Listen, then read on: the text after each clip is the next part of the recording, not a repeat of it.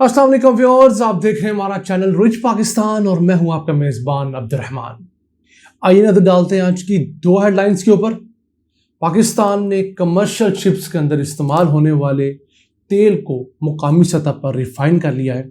अब हमें अपने कमर्शियल मर्चेंट शिप्स के लिए बाहर से तेल इंपोर्ट नहीं करना पड़ेगा। ये बहुत बड़ी डेवलपमेंट है। इसके अलावा आज की दूसरी खबर, पंजाब के 3 शहरों विहाड़ी, आरिफवाला और सियालकोट के अजला के अंदर रहने वाले 2 करोड़ 60 लाख अफराद को बिजली की बिला तात्तुल तरसील के लिए एक नए प्रोजेक्ट का आगाज हुआ चाहता है। फ्रांस ने 180 मिलियन यूरो का सॉफ्ट लोन दे दिया है ताकि इन जिलों के अंदर नए ग्रिड स्टेशन लगे, नई ट्रांसमिशन लाइंस बचें और दीगर तफसीलात आपको आज की वीडियो में बताएंगे। पहले चलते हैं आज की सबसे अहम खबर। पाकिस्तान में इंपोर्ट्स पर बहुत हद तक बैन है। उसका मुल्क को नुकसान तो हो रहा है, लेकिन एक फ़ायदा भी है।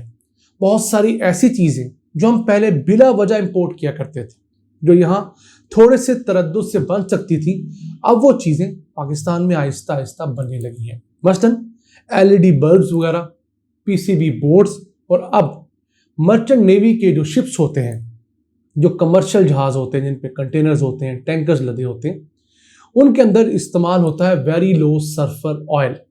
वो पहले पाकिस्तान सारा का सारा इंपोर्ट किया करता था। तो अब पाकिस्तान रिफाइनरी लिमिटेड, जो कि पाकिस्तान की सरकारी रिफाइनरी है, उसका ज़ेली इदारा है इनार पेट्रोलियम रिफाइनिंग फैसिलिटी, उसने मुकामी सतह पर ये वेरी लो सल्फर ऑयल तैयार कर लिया है और इसके सैंपल जब इंटरनेशनल बड़ी लेबॉर्ट्रीज में भेजे गए तो वहाँ से वो अप्रूव होकर आ गए हैं। तो अब पाकिस्तान नेशनल शिपिंग कॉरपोरेशन के तमाम जहाज़ों में ये लोकल रिफाइन किया हुआ वेरी लो सल्फर ऑयल इस्तेमाल किया जाएगा, जिससे हमारे इस सरकारी इदारे को सालाना 1 करोड़ 10 लाख डॉलर्स की बचत होगी, यानी कि 3 अरब रुपए तो सिर्फ इस एक इदारे को बचत होगी। फिर फ्यूचर में पाकिस्तान नेवी के अंदर चलने वाले मुख्तलिफ जो वॉरशिप्स हैं, उनमें भी इस तरह का तेल इस्तेमाल किया जा सकेगा, उसकी जो भी डायनामिक्स होंगी। और फिर पाकिस्तान आने वाले जो बड़े बड़े जहाज़ हैं, पहले वो कहीं और से अपना जो ऑयल है वो शिप करवा के लाते थे, लोड करवा के लाते थे अपने फ्यूल।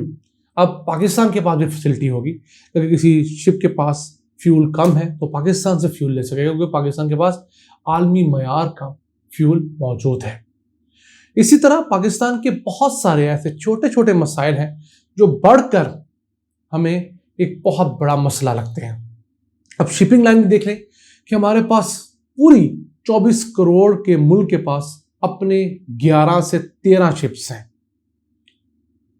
इतने बड़े मुल्क के पास कम से कम 100 शिप्स होने चाहिए थी।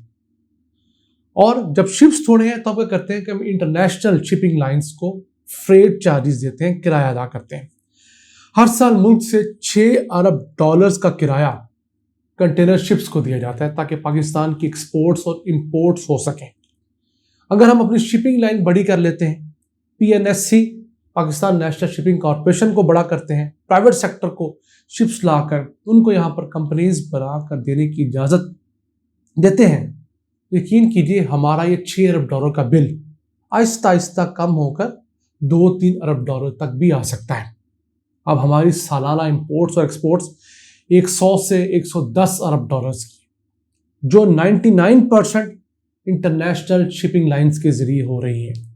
अगर पाकिस्तानी शिपिंग लाइन तगड़ी हो जाएंगी तो एक हमें डॉलर्स पे नहीं करना पड़ेंगे, जैसे PNSC है उसको रुपयों में पेमेंट की जाती है, इस तरह दीगर पाकिस्तानी शिपिंग लाइन होंगी तो रुपयों में पेमेंट ले लेगी पाकिस्तानी ताजरों से, हमारा डॉलर बचेगा, फिर कॉस्ट कम होगी और मजमूई तौर पर साल के बाद तकरीबन 3-4 अरब डॉलर की बचत पाकिस्तान जैसे मुल्क के लिए बहुत बड़ा संग मील हो सकते हैं।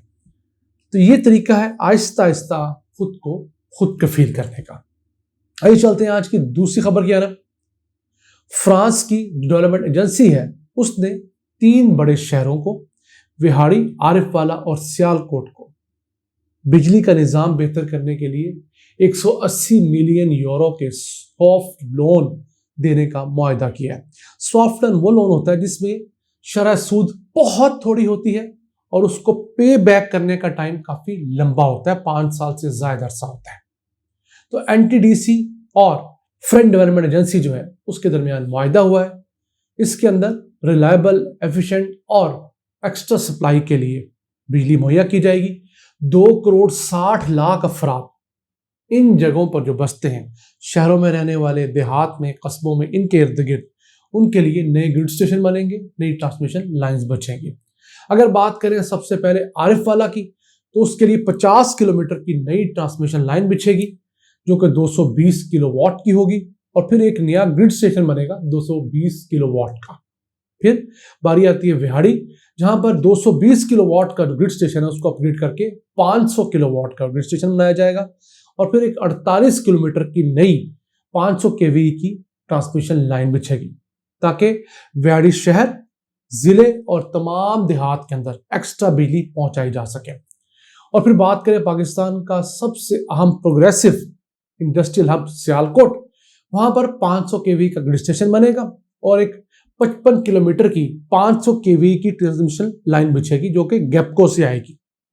इसके अलावा 220 केवी की भी एक 36 किलोमीटर की ट्रांसमिशन लाइन बिछेगी। अब पाकिस्तान में बिजली तो वाफर मौजूद है, हम हर दफा आपको बताते हैं, लेकिन मसाइल क्या है कि उस बिजली को लोगों तक पहुंचाने का निजाम नाकिस है।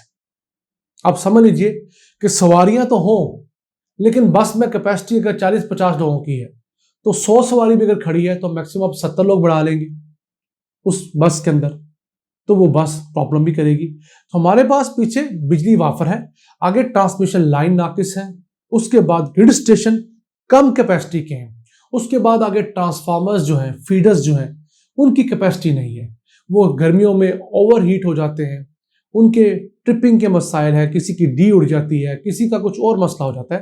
तो ये एक ऐसा बड़ा नेटवर्क खराब हुआ है जिसके अंदर 10 से 11 बिलियन डॉलर्स की इन्वेस्टमेंट की जरूरत है। तब जाकर हम ये कह पाएंगे कि पाकिस्तान में लोड शेडिंग खत्म हो गई है। अब भी हमारे यहाँ लोड शेडिंग उन इलाकों में ज्यादा है जहां पर बिजली चोरी ज्यादा है। तो ये मुआहदा साइन हुआ है। उम्मीद करते हैं कि अगले 1-2 सालों में इन तमाम मंसूबों के ऊपर काम मुकम्मल होगा और कम से कम इन 3 जिलों और इनके इर्द गिर्द रहने वाले देहात में जो लोग हैं उनकी जिंदगियां बेहतर होंगी। अब ये फ्रंट डेवलपमेंट एजेंसी जो है पाकिस्तान में अब तक 1 अरब 23 करोड़ डॉलर्स के मंसूबे शुरू कर चुकी है, जबकि दुनिया के 150 ममालिक के अंदर 5000 मंसूबों पर काम कर रही है।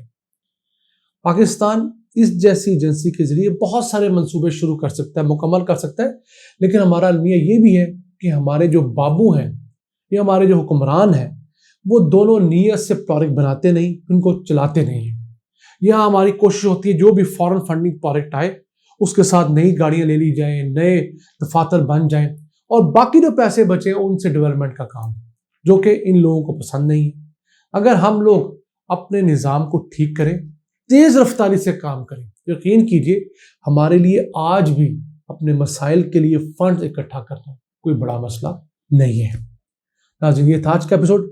हमें उम्मीद है आपको पसंद आया होगा। अपनी सजेशंस, आरा से हमें आगाह रखा करें। अपने मेज़बान अब्दुल रहमान को इजाज़त दीजिए। अल्लाह ने के मान।